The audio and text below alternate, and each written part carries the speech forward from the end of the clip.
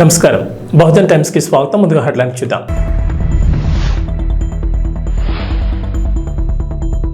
విద్యార్థుల కోసం రేవంత్ సర్కార్ సరికొత్త పథకం, 2 నియోజకవర్గాల్లో పైలట్ ప్రాజెక్ట్. బీఆర్ఎస్ ను వీడిన జగిత్యాల ఎమ్మెల్యే, ఎక్స్ వేదికగా స్పందించిన కేటీఆర్.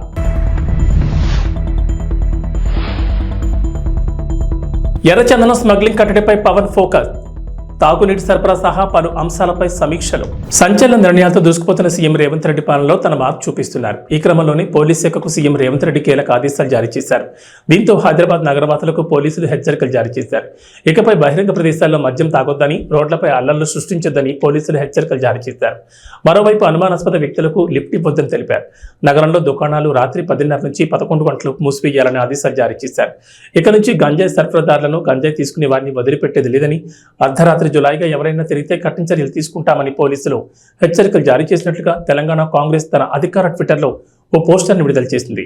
హైదరాబాద్లో ఇటీవల హత్యాయత్నాలు జరగడం, పలు చోట్ల భూమి తగాదాలు, ఘర్షణలు, పట్టపగలు, రాత్రిళ్లు దొంగతనాలు లాంటి వరుస ఘటనలు చోటు చేసుకుంటుండడం, రాత్రిళ్లు పలు చోట్ల యువత బైక్ రేసింగ్లతో రచ్చ చేస్తుండడం, గంజాయి వినియోగం విపరీతంగా పెరిగిపోతుండటంతో సీఎం రేవంత్ రెడ్డి నగరంపై ప్రత్యేక దృష్టి సారించినట్లు తెలుస్తోంది. ఈ మేరకు పోలీసులకు ప్రత్యేక ఆదేశాలు జారీ చేసినట్లు సమాచారం. బీఆర్ఎస్ జగిత్యాల ఎమ్మెల్యే ఎం సంజయ్ కుమార్ కాంగ్రెస్ తీర్థం పుచ్చుకోవడంపై పార్టీ వర్కింగ్ ప్రెసిడెంట్, మాజీ మంత్రి కేటీఆర్ ఎక్స్ వేదికగా స్పందించారు. 2004-6లో కాంగ్రెస్ ప్రభుత్వం అధికారంలో ఉన్నప్పుడు కూడా ఇదే విధంగా ఎమ్మెల్యేలు పార్టీని వీడారని అన్నారు. ఆ తర్వాత ప్రజలు పెద్ద ఎత్తున ఉద్యమించడంతో కాంగ్రెస్ ప్రజా తీర్పునకు తలవంచాల్సి వచ్చిందని వ్యాఖ్యానించారు. చరిత్ర పునరావృతం అవుతుందని, అధికారంలో ఉన్న వారికంటే ప్రజల అధికారమే గొప్పదని వ్యాఖ్యానించారు. తెలంగాణలో అధికారానికి దూరమైన బీఆర్ఎస్లో కీలక నేతలు వెడుతున్న విషయం తెలిసిందే. కారు దిగిన అనేక మంది కాంగ్రెస్ లేదా బీజేపీ కండువ కప్పుకుంటున్నారు. ఆదివారం జగిత్యాల ఎమ్మెల్యే సంజయ్ కుమార్ కూడా బీఆర్ఎస్ కు గుడ్ బై చెప్పేశారు. సీఎం రేవంత్ రెడ్డి నివాసంలో కాంగ్రెస్ కండువ కప్పుకున్నారు. సీఎం ఆయనను పార్టీలకు సాధారణంగా ఆహ్వానించారు. ఈ చర్యతో మొత్తం 5 బీఆర్ఎస్ ఎమ్మెల్యేలు కాంగ్రెస్ కూటికి చేరారు.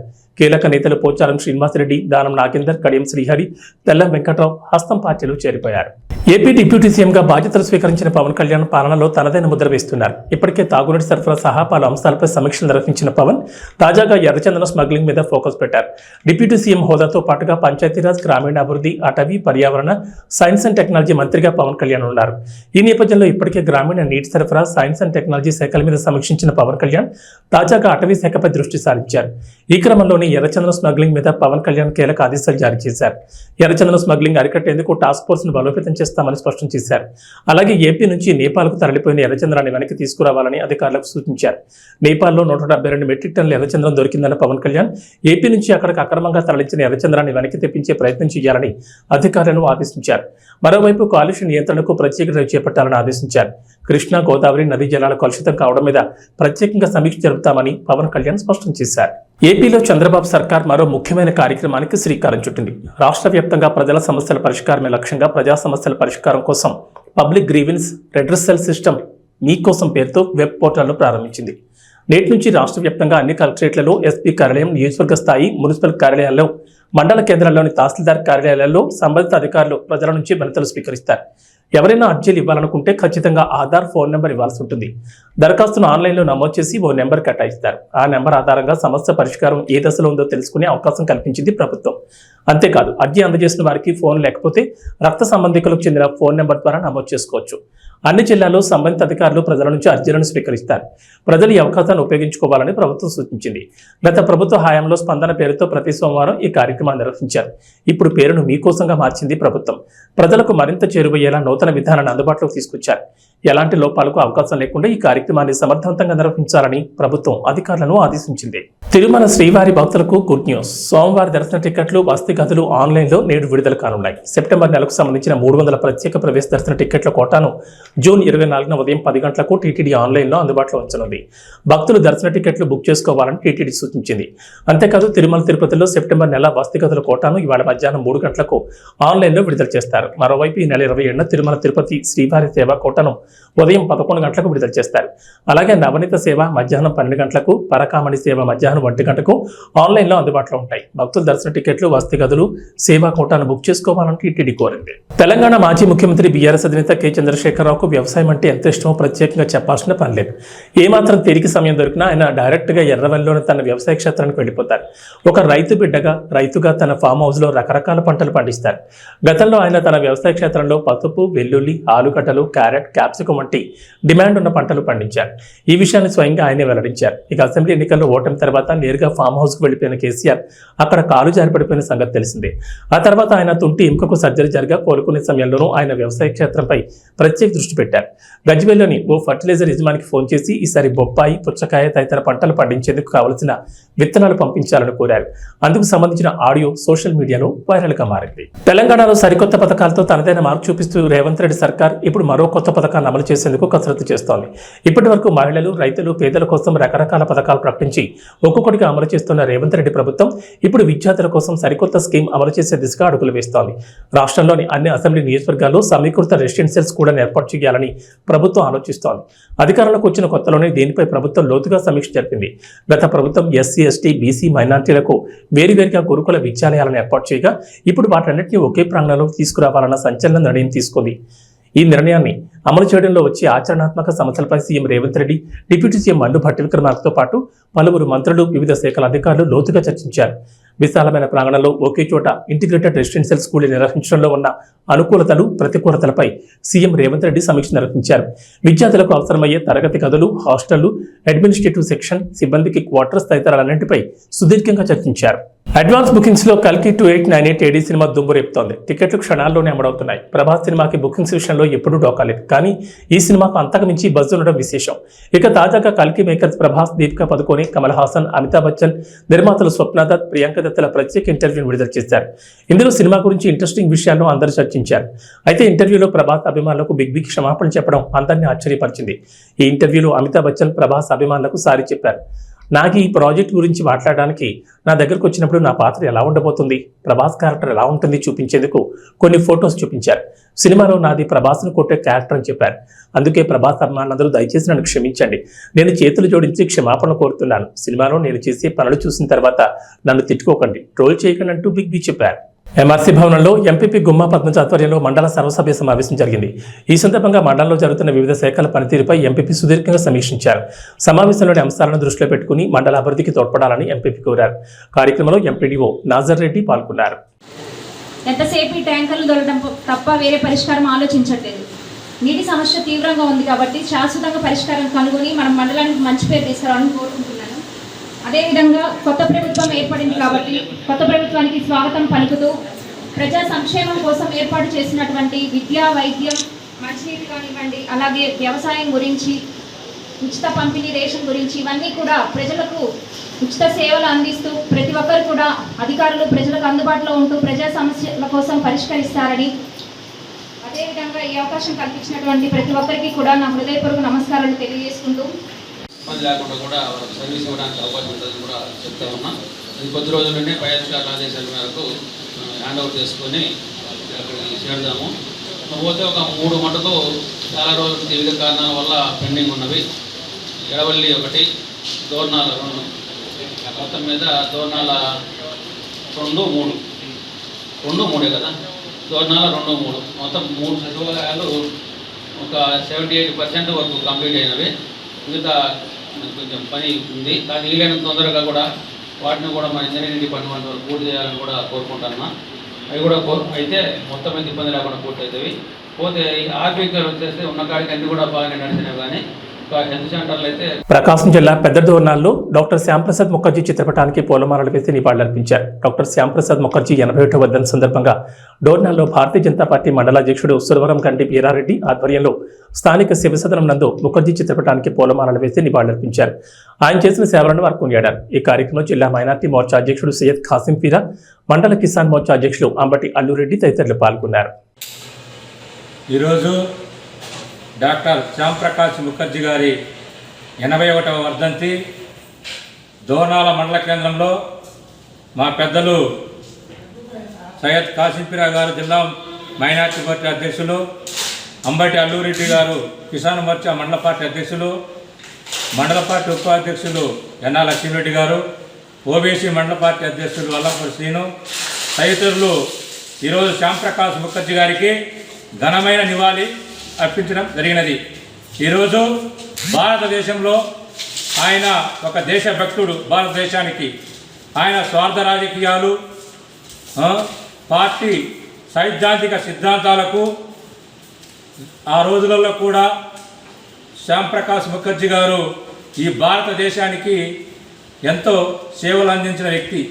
ఆ వ్యక్తి ఈరోజు మన మధ్యన లేని లోటు ఎంతో అగమ్యగోచరమైన క్షణము. ఎందుకంటే ఆ రోజు చీకటి రోజులలో కూడా భారతదేశానికి మెరుపులు ఎలుగు దిద్దిన వ్యక్తి శ్యాంప్రకాష్ ముఖర్జీ గారు.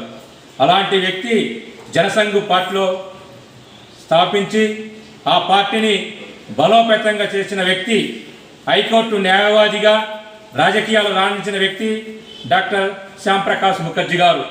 అలాంటి వ్యక్తికి మేము ఈరోజు మా మండల కేంద్రంలో ఆయనకు ఘనమైన నివాళులు అర్పించడం జరిగినది. ఈ యొక్క అవకాశం ఇచ్చిన పెద్దలందరికీ నా యొక్క ఉదయపూర్వక ధన్యవాదాలు.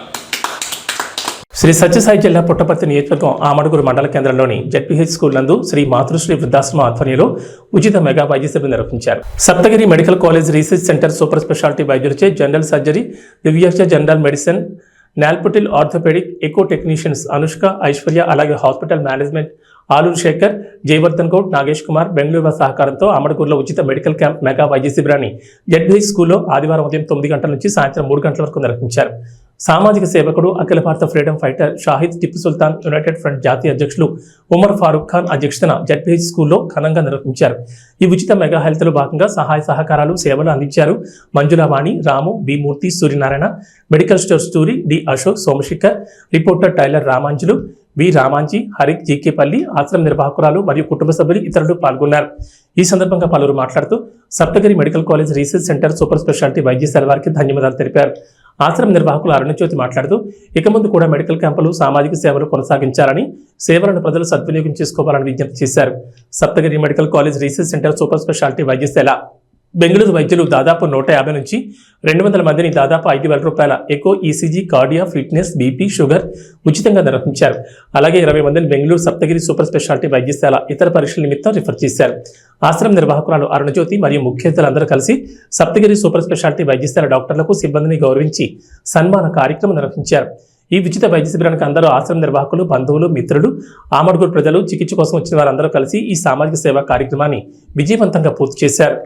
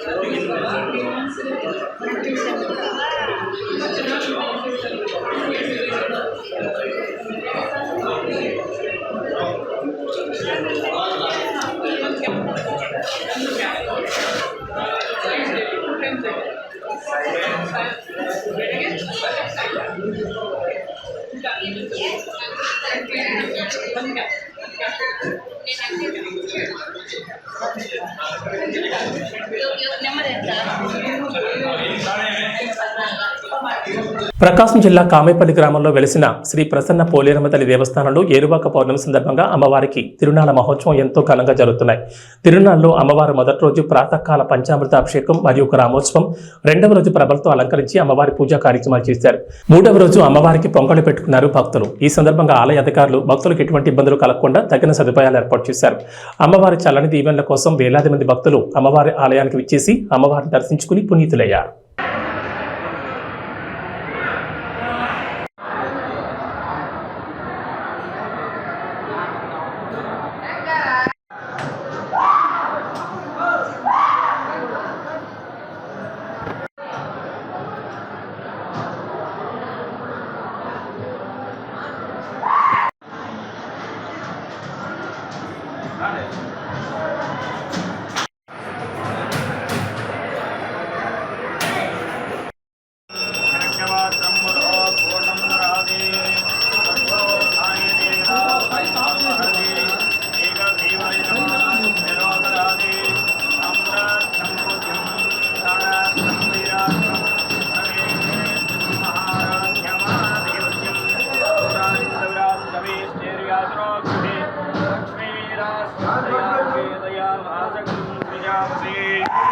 మండలం కామేపల్లి గ్రామంలో వేయించేసి ఉన్నటువంటి శ్రీ పోలేరమ్మ తల్లి దేవస్థానంలో జ్యేష్ఠ పౌర్ణమి ఏరువాక పౌర్ణమి సందర్భంగా అమ్మవారికి తిరునాళ్ల మహోత్సవ సందర్భాలు జరుగుతూ ఉన్నాయి. ఈ తిరునాళ్ల మహోత్సవంగా మొదటి రోజు అమ్మవారికి ప్రాతకాల పంచామృత అభిషేకము, అనంతరం పూజా కార్యక్రమాలు జరిగినాయి. ఆ రోజు సాయంత్రం అమ్మవారు గ్రామోత్సవంగా బయలుదేరి వెళ్ళి ఉన్నారు. తదుపరి రెండవ రోజు అమ్మవారికి అత్యంత వైభవపేతంగా భక్తులంతా కూడా కలిసి ప్రభలు ఏర్పాటు చేసి అమ్మవారికి తిరునాళ్ల ఘనంగా జరిపించి ఉన్నారు. ఇవాళ మూడవ రోజు అమ్మవారికి ప్రాతకాలానే భక్తులంతా కూడా పొంగళ్ళు పెట్టుకొని అమ్మవారిని సేవించి ఉన్నారు. అమ్మవారికి మొక్కులు చెల్లించుకున్నారు. ఆలయ చైర్మన్ గారు, ఆలయ ఈవో గారు భక్తులకి ఎటువంటి సౌకర్యాలన్నీ కూడా ఏర్పరిచి ఎటువంటి అసౌకర్యం కలగకుండా చూసుకున్నారు. కామేపల్లి గ్రామంలో వేయించేసి ఉన్న పోలేరమ్మ తల్లి అత్యంత శక్తివంతమైనటువంటి తల్లి, కొంగు బంగారమైనటువంటి వరాలిచ్చేటువంటి తల్లి. సంతానం లేని వారికి అమ్మవారి యొక్క పండు ప్రసాదంగా స్వీకరించిన వారికి శీఘ్రంగా సంతానం కలుగుతారు. అలాగే అమ్మవారి దేవాలయ వెనక భాగాన రూపాయి కాయను అతికించి వారి మనసులో ఉన్నటువంటి సంకల్పాన్ని చెప్పుకున్నట్లయితే అది త్వరగా నెరవేరుతుందా, ఆలస్యంగా నెరవేరుతుందా అనేటువంటి నిదర్శనం అక్కడ భక్తుల యొక్క విశ్వాసం. అలాగే మందుకి బానిసలైనటువంటి వారందరికీ కూడా ఇక్కడ మందు మానిపించడం జరుగుతూ ఉంటుంది. కావున ప్రతి ఒక్కరూ కూడా భక్తులందరూ కూడా అమ్మవారిని దర్శించుకొని అమ్మవారిని సేవిస్తూ ఉంటారు. T20 ప్రపంచ కప్ 2024లో అద్భుత ప్రదర్శన చేస్తున్న భారత్ సెమీస్కు ఒక్క అడుగు ముంగిటి నిలిచింది. సూపర్ 8లో ఇప్పటి వరకు ఆఫ్ఘనిస్తాన్, బంగ్లాదేశ్ను చిత్తు చేసిన టీమిండియా నేడు కీలక సమరానికి సిద్ధమైంది. టోర్నీలో అజయంగా ముందుకు సాగుతున్న భారత్ ఇవాళ ఆస్ట్రేలియాతో తలపడనుంది. ఒక రకంగా ఈ మ్యాచ్ ఆస్ట్రేలియాకు డూ ఆర్ డై లాంటిదే. ఈ మ్యాచ్లో ఓడిపోతే కంగారు జట్టు నిష్క్రమిస్తుంది. గత ఏడాది వన్డే ప్రపంచ కప్ ఫైనల్తో పాటు ఎన్నోసార్లు ఐసీసీ ఈవెంట్లలో చావు దెబ్బతిన్న భారత్కు రివెంజ్ తీర్చుకునేందుకు ఇదే సరైన సమయం. ఈ మ్యాచ్లో ఆల్రౌండ్ ప్రదర్శన చేసి సెమీఫైనల్కు ముందు జోరు కొనసాగించాలని టీమిండియా భావిస్తోంది. గత మ్యాచ్ ద్వారా రోహిత్ శర్మ, విరాట్ కోహ్లీ సైతం టచ్లోకి వచ్చారు. శివం దూబే కూడా మంచి ప్రదర్శన చేశాడు. ముఖ్యంగా వైస్ కెప్టెన్ హార్దిక్ పాండ్యా భారత్కు అతిపెద్ద ఆస్తిగా మారిపోయాడు. బ్యాటింగ్, బౌలింగ్లో రాణిస్తూ జట్టులో కీలకంగా మారిపోయాడు. రిషబ్ పంత్, సూర్యకుమార్ యాదవ్లు స్థాయికి తగ్గ ప్రదర్శన చేస్తే భారత్కు తిరిగి ఉండదు. బౌలింగ్ విషయానికి వస్తే సూపర్ 8 మ్యాచ్ల ద్వారా టోర్నీలోకి ఎంట్రీ ఇచ్చాడు కులదీప్. అనుకున్నట్లుగానే కీలక సమయాల్లో వికెట్లు తీస్తూ ప్రత్యర్థి బ్యాటర్లకు కళ్లెం వేస్తున్నాడు. జస్ప్రీత్ బుమ్రా, హర్షదీప్ సింగ్లు కూడా వికెట్ల వేటలో ముందున్నారు. హెవీ బులెటిన్ విశేషాలు. నమస్కారం.